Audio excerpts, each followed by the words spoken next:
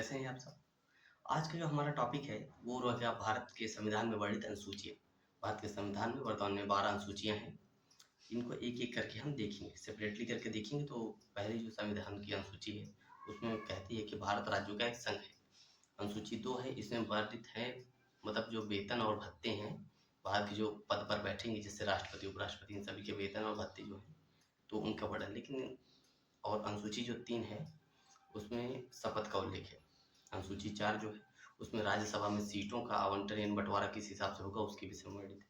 अनुसूची 5 जो है, उसमें एससी-एसटी के लिए विशेष प्रावधान है। अनुसूची 6 में मतलब असम, मेघालय, त्रिपुरा, मिज़ोरम इन 4 राज्यों को विशेष प्रावधान दिए गए हैं, उन्हीं का उल्लेख है।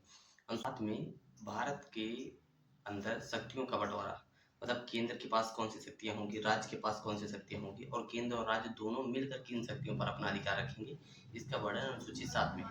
अनुसूची 8 जो है उसमें भारत के संविधान में वर्णित भाषाओं का उल्लेख है।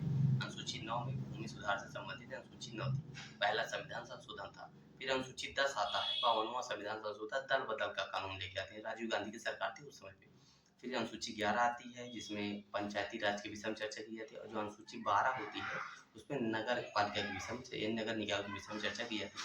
तो ये वर्तमान में टोटल 12 अनुसूचियाँ हैं। प्रारंभ में 8 अनुसूचियाँ थी, वर्तमान में 12 अनुसूचियाँ हैं। 8 के बाद 12 अनुसूचियों को विभिन्न संविधान संशोधनों के द्वारा जोड़ा गया। जैसे 9वीं अनुसूची पहले संविधान संशोधन द्वारा, जो दूसरी मतलब 10वीं अनुसूची जो थी वो 52वें संविधान संशोधन द्वारा, जो फिर इसके बाद 11वीं अनुसूची वो 73वें संविधान संशोधन द्वारा, जो 12वीं अनुसूची थी वो 74वें संविधान संशोधन के द्वारा जोड़ा गया।